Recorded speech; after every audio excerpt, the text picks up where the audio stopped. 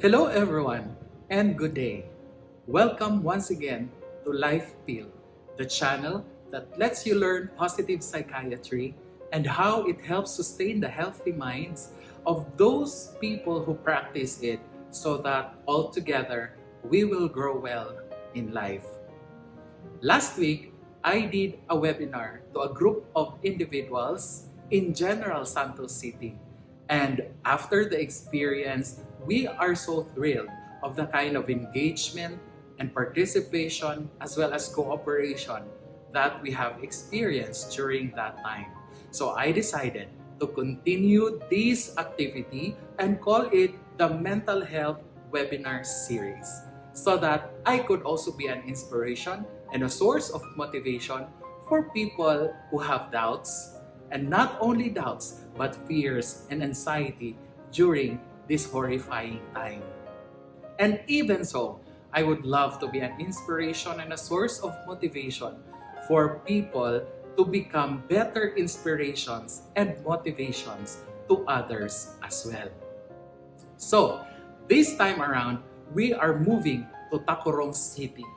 Are you guys excited for that? Yes, you heard it right.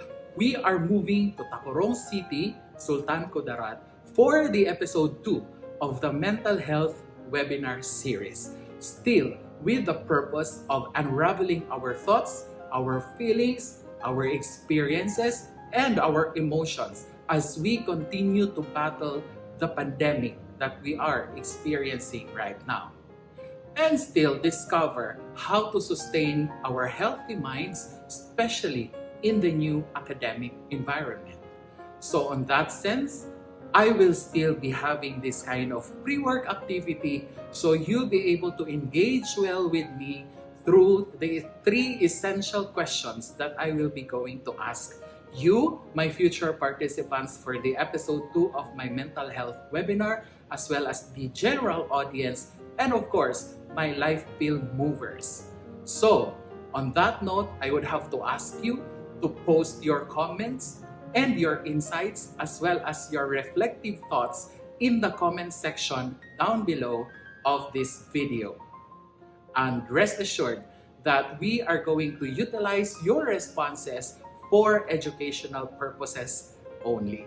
As I believe in, much as we use YouTube so much for entertainment purposes, we can also utilize this platform for educational purposes.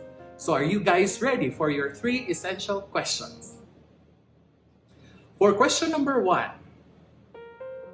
what do you take as measures in making your experiences better during this pandemic? For question number 2, are you doing something to lessen or eradicate the perils or the negative effects of the use of social media to your life? And question number 3, what activities are you doing in order to develop your mental toughness?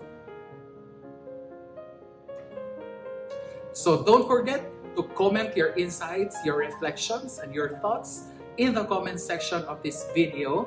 And please use our official hashtag, which are hashtag positive psychiatry, hashtag making experiences better, hashtag inspirational video, and hashtag mental toughness. Thank you so much to my LifePill movers, and let's all do our share in brightening our journey during and after this horrifying time.